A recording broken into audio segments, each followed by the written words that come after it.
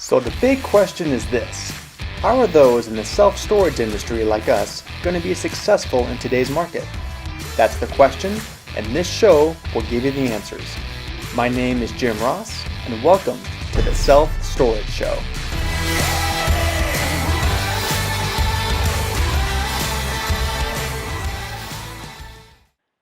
Hi everyone, this is Jim Ross from the Self-Storage Show. In this episode, I got Lisa Shroyer from the partner at the Real8 Group. How's it going? It's great. How are you today? Good, good. Yeah, I saw you were over at the SSA event here a few weeks back in Vegas doing a presentation. Yes, I appreciate that. Thanks for having me on your podcast. It's a privilege and pleasure to be able to share some of what I covered in that presentation with your audience here. So I appreciate it. No, that's what's kind of fun. You go with the SSA shows and the ISS shows, you see the presentations, and it's great for the people that are there. But I figured, there's a lot more people that can't be in attendance, so I try to kind of take was there and bring it to the podcast. So I appreciate you being on this. But anyway, let's just kind of Sure. jump right into it here. Kind of tell us a little bit about yourself and how you got into the storage industry. Definitely, definitely. Well, as you said, my name is Lisa Shroyer, and I am a partner at Real8 Group. Some people may know me as Lisa Knupp, and I was previously a senior managing director with Huntington Partners. Huntington Partners recently dissolved, and three former Huntington executives formed Real8 Group. So Real8 Group is a recruiting firm that works exclusively within the real estate and construction industries. We place mid and senior level executives nationally. I have been in executive recruiting for a little over 24 years, and I've worked with self-storage clients since 1998. I have recruited and placed self-storage professionals in development, construction, accounting, property management, and executive level positions. My first search was years ago. We had been engaged by Shore self-storage at the time Okay. to find a development executive for them. And I was a recruiter at the time, went out, found candidates, we made a placement, and I liked the industry. So when it became time for me to develop some of my own clients, storage is an area that I wanted to focus on. Found the storage niche, I take it, huh? I did. I did. So, as you can imagine too, during my career, I've gained an awful lot of knowledge about recruiting and interviewing and hiring and why employees leave, why they stay, basically what works and what doesn't. No, and that's exactly what I wanted to talk to But you about. That's your specialty on hiring, attracting, and retaining employees, because I get that kind of question a lot. And sure. not just this industry, I'm sure it's in any industry that's of utmost importance. But yeah, specifically for the storage industry, yeah, that comes up quite a bit. So that's why I'm glad you're able to on it. So you can share your expertise here with us. Sure, sure. Well, I'm happy to. Well, obviously the first step is going to be attracting. And I think it's really critical for employers to realize that they have to be proactive in their recruiting efforts. The best candidates are probably not out there actively looking for a job, especially not in today's marketplace. A talented real estate or self-storage professional is probably working. They might not be happy. They may not have any upward mobility in their company, or maybe they'd like a greater challenge. But they probably don't have the time to post their resume online or search for other opportunities. So the challenge really is for employers, how do you find these great candidates? There are obviously multiple ways that companies attract or recruit employees. Some will run ads, some will use online job boards or social media like LinkedIn or Facebook. Companies have employee referral programs. They may engage search firms like ours or have an in-house recruiter or department. But it's really important that regardless of how you do it, you have a plan. And I think employers really need to consider that because you are determining the direction that you go in order to find an employee. And that employee is going to represent your company, interact with your customers, and ideally add value to your organization. So you want to take some time to evaluate your current methods of finding employees. One, are those methods working for you? But not only that, but more importantly, are you finding quality employees? I think one of the struggles is that we all know that you can run an ad and just be bombarded with hundreds of resumes of unqualified candidates. But people are the foundation of your business, and you need talent, not just a warm body, but someone who's really going to excel. So determining how you find your employees, maybe it is running an ad. It may seem like a small task, but it's really not because all of those different avenues will send you down different paths to different kinds of candidates. And I think about it this way, you wouldn't set out on a road trip without a map or a plan. So you need to think about planning your recruiting strategy the same way. You basically know your destination or your goal, but you need to put some thought into how you get there. Oh, totally. And that's, like I said, if you're going to go out and do an ad, specifically in this kind of a case, I find it so often that when I look at different ads and people are placing ads like that, it's so generic. And there's so many times Mm-hmm. I've just seen that they cast such a wide net that when you talked about, you just get so many unqualified candidates. It's kind of nuts. So, but as far It as is. having a plan when you're making your ad and attracting the right person, well, it's almost like copywriting. If you have the right copywriting in your ad, well, you're going to attract the right kind of person that you're hoping to get. And plus it saves you a Mm-hmm. lot of time up front. you kind of weed out everyone that you Oh, it know is not definitely going to be does. a candidate. So, yeah, I definitely want to keep that in mind when it comes Mm-hmm. to attracting the right kind of person. Is yeah, be specific when it comes to your kind of ad and what you're putting out there, so you attract the right kind of person. Sure, sure. And I think it's really important that companies are proactive. And ways that you can do that is by networking, staying connected, especially with anyone that you may ultimately want to hire. Certainly staying up to date on LinkedIn. LinkedIn is a great tool. So make sure you're connected to as many people as you can be. Join industry groups, pay attention to updates about contacts who have made job changes or updated their profile, even posted a resume or stated that they're open to new opportunities. If you don't have an employee referral program, think about establishing one. Recruit at job fairs or align your company with universities.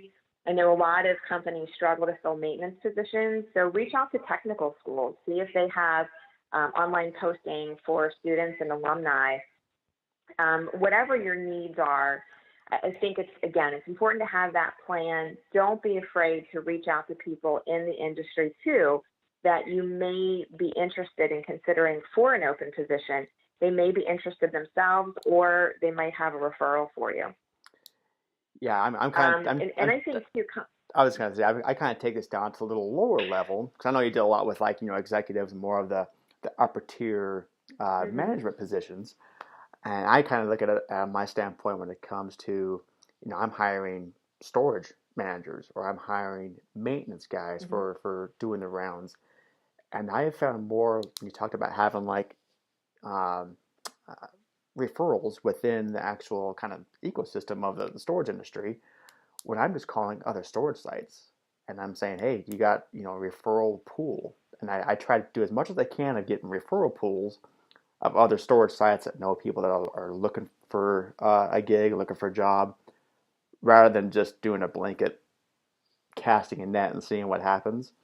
Having that people that are already in the industry and having people have a pool to draw from is, has saved me quite a few times. So I just wanted to throw it out there when it comes to kind of for like a absolutely. manager and maintenance positions. Yeah, there's no other better tool than your fellow.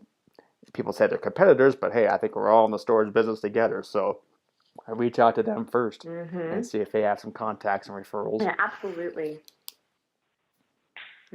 Definitely, that's a great idea. Just again, a great example of being proactive, and I think too, companies need to remember that in today's competitive marketplace, most candidates, the best candidates especially, are interviewing you just as much as you are interviewing them. If you do find, for some reason, just a great candidate who is actively seeking a new job and they're not just a passive candidate, expect them to have multiple interviews and receive multiple offers. And really, you need to think about what sets your company apart from your competitors and how are you going to attract the best talent to your company. Um, and really, one way to think about that is looking at why people make job changes to begin with. And oftentimes, I hear, I'm open to making a job change because I'm looking for room for growth, is one. So, does your company promote from within, and would there be an opportunity for this person to be promoted? Certainly, an increase in earnings is a motivating factor. However, I would say that it's really important that money should not be the sole motivator. Employers have to be competitive because you cannot expect to get qualified candidates if you're not paying competitively. But if compensation is the only motivator, an employer is going to run the risk of that candidate accepting a counteroffer from their current company or having a short tenure with their firm if a higher paying position comes along. You need to be careful about that. Um, Flexibility is also important to a lot of people. Does your company allow employees to go to doctor's appointments and attend school functions for their children? Would you allow someone to adjust their hours to avoid rush hour traffic? Those are some examples. Mm-hmm. Difficult supervisors, are certainly why people leave. It could be if you have a supervisor that has a high percentage of turnover, maybe it's poor management, or it could be bad hiring decisions too. Lack of support. If you're understaffed, do your managers have enough support and talent reporting into them in order to allow them to also do their jobs? And company culture too is just so important. In terms of what kind of reputation does your company have in the marketplace? What is your culture like? You have team building events, in-house contests. What type of support do you have in terms of education or tuition reimbursement? And do you make your employees feel appreciated? You can do a lot of even small things that require little expense and a little bit of thought, but it really makes your staff feel appreciated. And I think that goes a long way. Um, That's Shorter I just commute, gotta throw the throw ability. something in here Go though. ahead, I'm sorry. That's huge. Just the simple appreciation of just people feeling feel like they matter. Honestly, that's Mm-hmm. such a huge one for me. And again, because I've been lots of times with just storage managers, and again, on kind of my point of view with storage managers themselves, they're kind of by themselves. They're running a a single man Right. operation, kind of a low, it's me myself and I kind of position. And yeah, it got to feel appreciated, and that goes on up to regional managers and district managers and everything else. Everybody just wants to be appreciated. Sometimes just a little bit goes such a long ways. Like I just literally just had a conversation this morning with somebody that shall remain nameless, but they were specifically just talking about how they just felt like they're getting not appreciated. All the work that they do, there's no simple thank you. There's not a how are you doing today. They're not motivated to work anymore. So Mm-hmm. it all kind of comes full circle as far as being appreciated and motivated and then looking to work, and that just comes into hiring and retaining those employees. And man, we can go all day about that, but I just wanted to throw that out there real quick. Of when you hit on the being appreciated, that's a huge one for me. Absolutely. And I think, too, a lot of times employees are looking for a greater challenge or more responsibility. So if your company offers upward mobility, or if you promote someone or you do give them more responsibility, they also have to be rewarded financially, because you can have a great employee Mm-hmm. who can take on an additional responsibility, that promotion, they're excited about it, but they're going to become frustrated if they're promoted and there's not a financial reward to that. So I think that's really important too, and it goes to that sense of appreciation for their hard work, that there has to be a financial reward as well. No, exactly. And not Definitely. to play devil's advocate, Mhm. but I've also seen people that have made just a lateral move in their career, but it didn't have any kind of financial reward. But it was just it's what motivated them. They found a position that was a little more they're more passionate about, that they felt they could contribute more to. So honestly, they didn't make any more money, but it was a better fit for Mhm. them. So a lot of that times Absolutely. it just comes down Mhm. to what motivates that person and what they think they can bring the most value to, and that just comes down to communication and talking and yeah.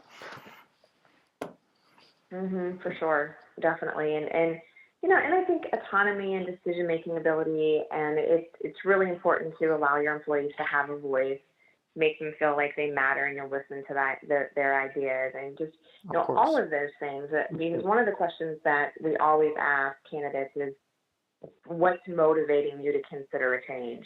And these are just some of the common things that we hear. And I think companies can really listen to those things and pay attention to them, and they can prevent turnover and prevent losing some of their good employees if they follow some of these guidelines. Well, yeah, and that's where it comes down to communication ahead of time before things start to settle in, before they start to get disgruntled, before they've already checked out basically mentally and they're already ready to move on. Well, if you just have that communication ahead of time, you can kind of counteract that and talk to them, make the adjustments before they already are ready to move on to something else. Definitely, definitely, and I think too that when you have an open position as well, I mean, companies, it's really important that they know what they're looking for, and that sounds simple enough, but it's not always the case. I'll have clients call me sometimes about an opening, and they may or may not have a written job description, and they may or may not know exactly what they're looking for or where the ideal candidate is going to come from. Mm-hmm. But I always ask a series of questions in order to better define the role. And I think just going down through those questions can help employers. If you don't have a job description, well, it'll help you create one. And it also really gets you thinking about the position and figuring out exactly what that person's background is going to look like, which makes the hiring process a lot easier. Well, yeah, I'm For sure. just curious, like when it comes to when you're filling positions for these kind of levels, does experience is that still in this day and age still really a big deciding factor on experience, or are people more a little more open to giving people a shot to prove themselves? I'm just curious. Sure. Well, by the time a company comes to us, they definitely want someone who has experience, Yeah, and we'll definitely go down through the job description, of course, knowing what the duties and responsibilities of the job are, and that's crucial. Sometimes, in the case of a new position, again, a company may not have that job description prepared, but when thinking about listing those duties and responsibilities, you can always ask yourself too, what do I want this person to accomplish, and think through how they're going to get there. It's important to think about the travel requirements. You don't want to invest a lot of time into a candidate to find out in the end that they can't travel if it's a requirement. And also too, you want to look at what kind of commute they're going to have on a daily basis and make sure it's reasonable. Candidates also are interested in knowing, obviously, the description of the property or the portfolio, the location and size. In the case of development or construction positions, what projects are underway, what projects are in the pipeline, where are they located, is the portfolio growing, what areas are they going to expand into. Of course, the flow chart, who does this report to? Who do they oversee? And I think one great question too, an employer should ask themselves is, what are the greatest challenges of this position?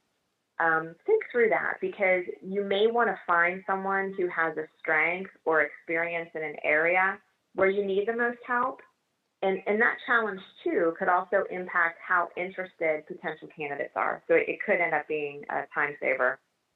And then when we get to the key requirements for the position, we divide those really into two categories: the key requirements, or the absolute must-haves, and then the preferred skills, or the wish list items. So by the time we vet candidates out and we're sending resumes over to clients, we're not going to send resumes over of candidates that don't fit those keys. And that's really your screening guide. So as an employer, what do candidates have to have? And I would use that as a guideline as you sort through all those resumes that come in from your ad or whatever resource you're using to recruit or find candidates. And then those preferred skills are all of those experiences or skills or education that is really going to set an average candidate apart from a superstar. You know, one example I often hear is clients will tell me, I have to have someone that has a 4-year degree. And then we'll only send resumes over of candidates that have a 4-year degree. And a week later, we find just the perfect candidate who is a few credits shy, and that could end up being our placement. So really think about where you're going to be flexible in terms of requirements. And that's, I think, helpful. It's a time saver if you can think through some of those areas as you're filling a position. Oh, again, it kind of comes back to knowing exactly what you're what you're looking for, but again, at the same time, being flexible, that if something does come across your desk that may not have checked every single box, but it seems like a better fit, yeah, you gotta be a little bit flexible at the same time. I know I've I've had similar experiences where I thought I knew exactly what I wanted in someone, in a certain candidate, and then just something out of left field just came and just kind of felt right, but on paper they wouldn't have mattered. They wouldn't have made the cut, and they turned out to be some of my best employees. Mm-hmm. Mm-hmm. Yeah, absolutely. And I think, it's obviously a long process to fill a position. And I think that in terms of just some hiring tips, companies need to think about, when placing that ad, how to promote the position, entice candidates to apply. Think about what growth you can offer, stability, your culture, your benefits. And really think through why someone would want to come to work for your company. What sets you apart from your competitors? Is the position itself appealing? And I think, too, as you're going through the interviewing process, make sure that moves forward as quickly as reasonably possible. You don't want too much time to go by between the first and final interview, because candidates who are actively looking will likely be considering multiple positions, and you don't want to lose them based on timing. If your process is too long, you run the risk of losing the candidate to another opportunity. And also, I've always thought that candidates tend to have sort of a shelf life, if you will. And even if they've not been looking before, when a new opportunity presents itself, gets them thinking about making a job change, and you don't want their interest level to dissipate. And again, for another company, a competitor, to hire them when you had a position open that they would have been a great fit for. So I think that's really important too. Have you seen kind of a sweet spot as far as a timeline goes from beginning the process to hiring? We've always said that from the time a company calls us and we begin the recruiting process until they actually start working for that employer, that can vary anywhere from 30 to 90 days. That has an awful lot to do with where the position is located, where the interviewing is taking place, the seniority of the position or seniority level. If it's a site management position, those interviews can happen pretty quickly. You might have a 2-step interviewing process, and you could easily make a decision within a week or so. And then assuming that person has to turn in 2 weeks notice, That gets you to basically 30 days from the time they interview until the time they start. The more senior level roles that require multiple interviews, maybe a trip to the company's corporate office, maybe a relocation, longer notice period, those are the ones that are going to extend to 90 days. But on average, you're probably really in that 30 to 60-day period. Gotcha. And I'm curious, Tivia, what your perspective is on this. When it comes to interviewing, and you're actually, you're sitting down and talking to them. Well, I find it now, it's almost harder sometimes to actually be doing, really scheduling the face-to-face interviews, at least especially initially. Do you see people doing a lot of phone interviews or Skype interviews where they can't physically be in the face-to-face scenario? Absolutely. Yeah, I think that's a great idea because if you wait to meet someone in person, you could be a couple of weeks out. And again, especially if you have, let's say, a district manager position in Florida and the corporate office is in Chicago, you don't want that process to be sure. extended any more than it has to be. We have actually made placements where candidates never physically met the client, that they had a phone interview, Skype, usually Skype in that case, and they end up accepting an offer without ever physically going to the location. Now, that hasn't happened often, but it has happened. So with technology, the ability to Skype and FaceTime, you really can do a lot um, of the interviewing process and front end work without having to travel.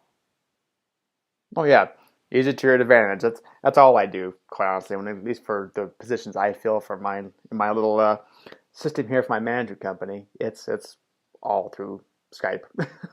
I do everything I can, one Mm-hmm. by one by one, is book it as many as I can within a 2 hour time period, and like it works out so much better. And then of course I can do face to face Mm-hmm. once you kind of get through the first little jump through the first few hoops that you have to go through. But no, utilize the technology to your advantage. Yep. So saves you time, saves them time. Everyone's Absolutely. happy. Definitely. You can really have a first and second interview via the phone and Skype, and then have your final interview in person. If it involves a relocation or house hunting trip, just wrap it all up in one. You save time, you save money with interviewing and travel expenses.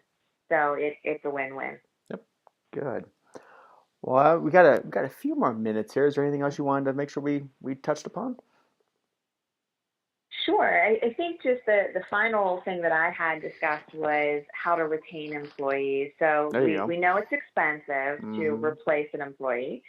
Not only the cost involved for ads or search firms, but it's time consuming.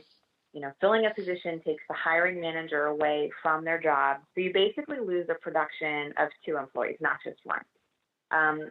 According to it was Employee Benefit News, it costs an employer 33% of a worker's annual salary to replace a mid-level position. Jeez. And there are really it's a lot, and there are really four main areas where a company loses money to replace someone.